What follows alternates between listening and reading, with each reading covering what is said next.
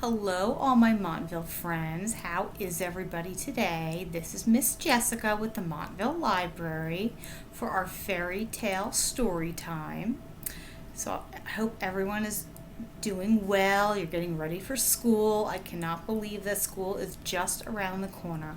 I am also getting ready for school. So I know most of you have heard the tale of Sleeping Beauty, where there is a beautiful girl who is under a spell and has to go to sleep for 100 years. And she can only be awakened after 100 years by the kiss, I know, it's gross, but by a kiss from a very handsome prince. Well, I'm not going to read that story to you today, but I do have a little bit of a different story for you. It is called Snoring Beauty. So forget Sleeping Beauty, we have Snoring Beauty. And as you can see, look at those lips. We got lips, we got that eye with those eyelashes. Let's see how close the book of Snoring Beauty is to Sleeping Beauty. This beautiful dragon. Okay. I really do like this book a lot. And here we go. We have a little toad. Maybe he will be telling us the story. Here are some of the whimsical characters. Okay, so they're the fairies, I guess, that come and put good fortune on Snoring Beauty. Okay, before I start, I just want to make sure that you can all see the picture. That looks good. Long ago, about 602 years ago last Friday, at 7 p.m., Fairy Standard Time to be exact, the childless King Gluteus and his wife, Queen Esophagus, got lucky at last. "A baby girl!" Queen Esophagus cried. "I'll eat to that," said King Gluteus. Now, for the rest of us, peasants and milkmaids and frogs, it was business as usual. Yaddy, yaddy, hippity hop. And there's that cute baby. Now the king and queen threw a big winding for their daughter's christening. They invited every fairy from far and wide, but wouldn't you know it, they left one out. This really cranky fairy named Bebo, who was off hosting a garlic festival. On christening day, the baby girl was named Princess Drachimina Lofresca Malvolino Margarine. Poor little tadpole. She smiled and cooed anyway. The dining hall bulged with lords and ladies, and up at the main table with the king and queen sat 7 of the funkiest fairies you'd ever seen. We had, Hexus and Blexus, Nostraline and Umpaldine, Phlebitis and Titanitis, and Fred, who, really wasn't a fairy, but nobody had the heart to tell him. Look at Fred the fairy. It's a little funny. Just as they began a round of rude fairy songs, the king clapped his hand. Time to bless the baby. Acetitanitis, who was half deaf. Slime with flesh and gravy? No thanks. I'll be back in a twinkle. And she waddled off. One by one, fairies shuffled past to bless Princess Drachimina Lofresca Malvolino Margarine, Marge for short. She will be the most beauteous maiden in the land, said Hexus. She will be the wittiest, said Blexus. And on and on. Best dancer, blah, blah, blah. Best singer, blah, blah, blah. Best penmanship, blah, blah, blah. Yada, yada, hippity hop. Until, bam. Oh, look at that fairy. The door flew open. There stood Bibo the fairy. She looked like trouble and she smelled like garlic. "So sorry I'm late," she snarled sweetly. "The carrier pigeon must have eaten my invitation." She stuck her big bazoo into the crib and barked, "When this baby turns 16, she will be run over by a pie wagon and die." Titanitis returned just at that moment. What's that? She's going to turn into a dragon and fly? Die, snapped Bibo. Spy, said Titanitis. Die, shouted the garlicky one. Oh my, said Titanitis. With a grumble and a growl, Bibo blasted off.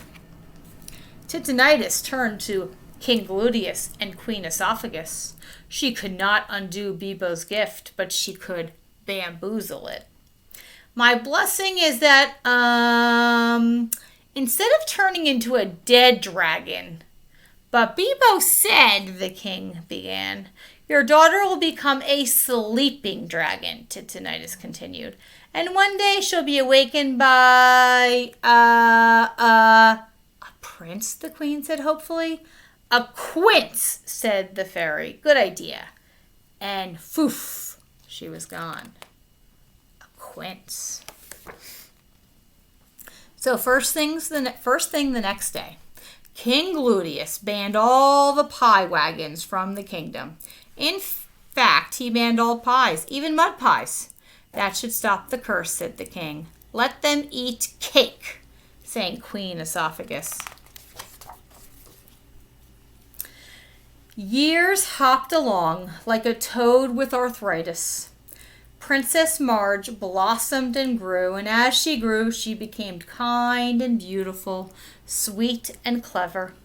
As the fairies promised, Marge could sing like a nightingale, dance like sunlight on the water, sew a wedding dress blindfolded, make a chocolate cake from dirt and rocks, build a house in a single day, yada yada hippity hop. The fairies forgot just one thing. She was too perfect. Nobody wanted to play with a girl who could do everything twice as well as they could. Princess Marge was lonely.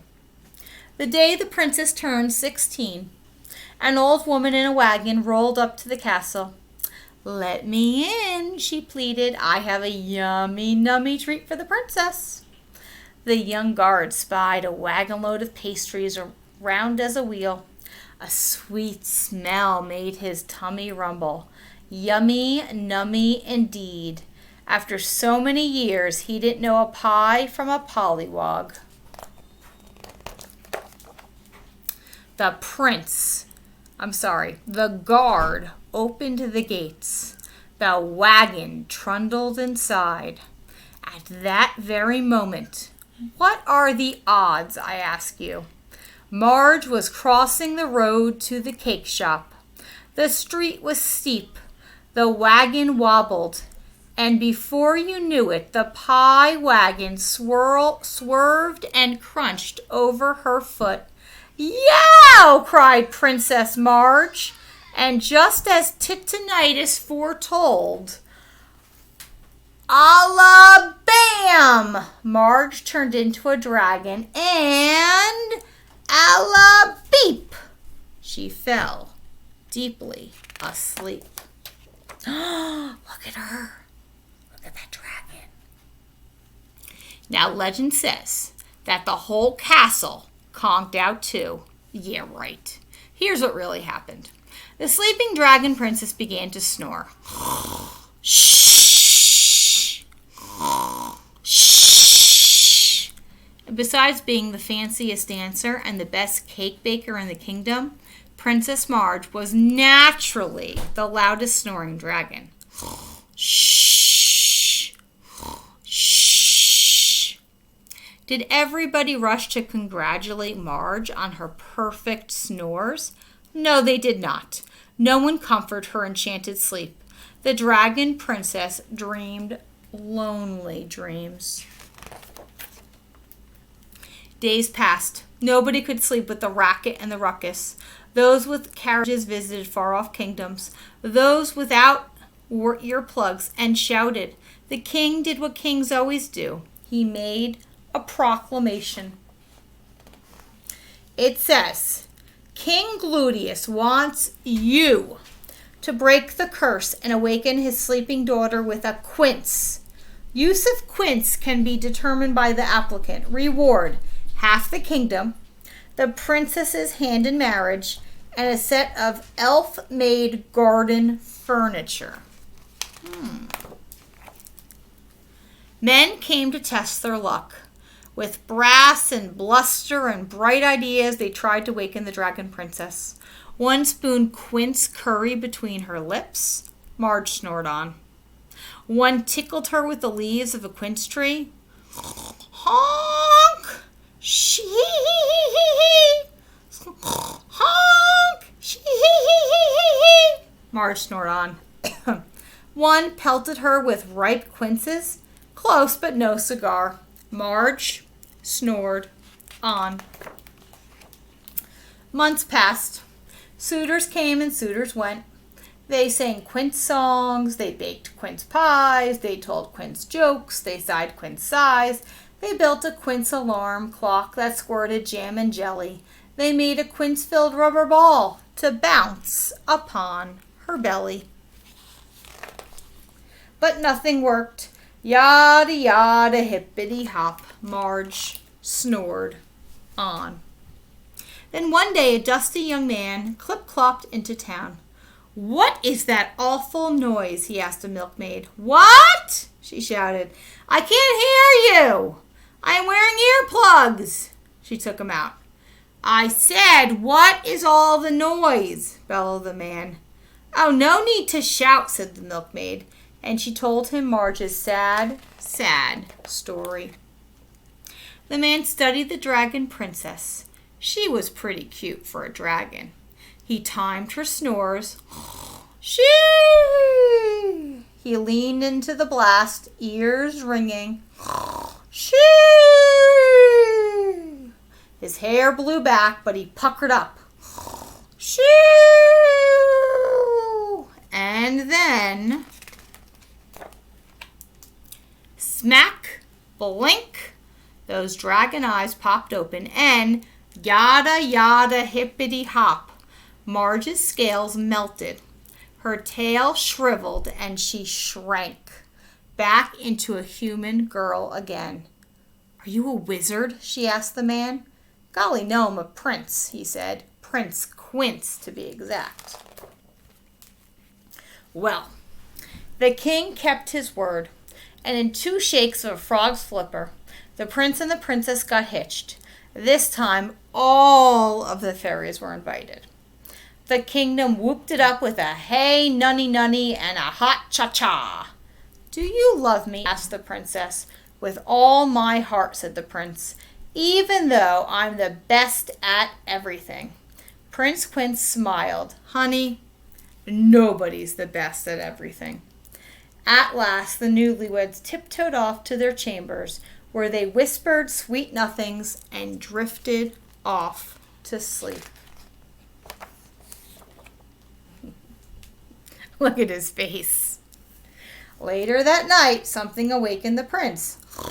Shh. Shh. Prince Quince sighed. He kissed his wife's cheek, stuffed some earplugs into his ears, and rolled over. And despite the truly royal tuckus, they lived happily and noisily ever after. I guess sometimes you really need a Prince Quince. And look at that dragon. You gotta love her.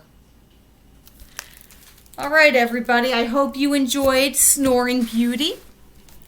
Good luck on your first day of school. If you don't tune in before then, I will be reading some beginning of school books next week. I'm not going to be doing fairy tales in September. So tune in next week and we will be reading some fun beginning of school books. Bye, everybody.